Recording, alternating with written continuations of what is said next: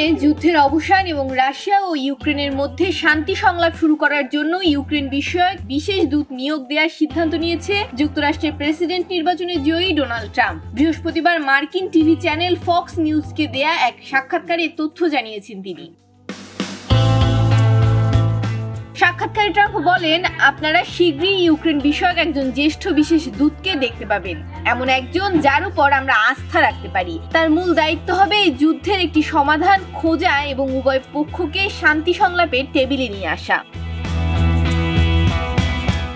ইতিমধ্যে মধ্যপ্রাচ্য বিষয়ক বিশেষ দূতের নাম প্রকাশও করেছেন ট্রাম্প। তবে নতুন মার্কিন প্রশাসনে কে ইউক্রেন বিষয়ক বিশেষ দূত হতে যাচ্ছেন, ফক্স নিউজের সাক্ষাৎকারে সে সম্পর্কিত কোনো ইঙ্গিত দেননি ডোনাল্ড ট্রাম্প।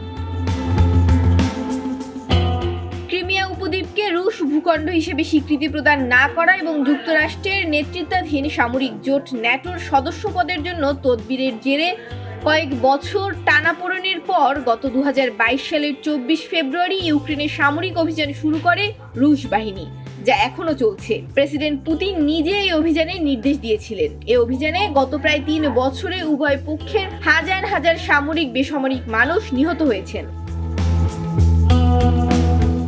2023 সালে মস্কো একাধিকবার ইঙ্গিত দিয়েছে যে কিয়েভ শান্তি সংলাপে আসলে ইউক্রেনের সামরিক অভিযান বন্ধ করবে রুশ বাহিনী। কিন্তু ইউক্রেনের প্রেসিডেন্ট ভ্লাদিমির জেলেনস্কি পরিষ্কার জানিয়ে দিয়েছেন যে পুতিনের নেতৃত্বাধীন প্রশাসনের সঙ্গে কোনো প্রকার সংলাপে যাবে না কিয়েভ।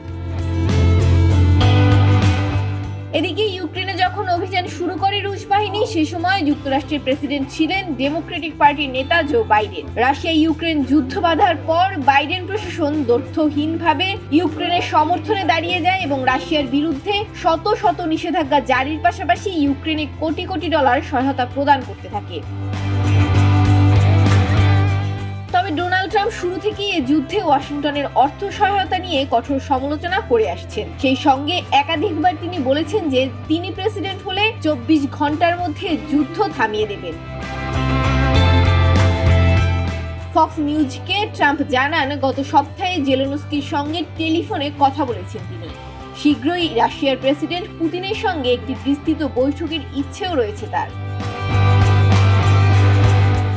ডেস্ক রিপোর্ট, ভোরের পাতা।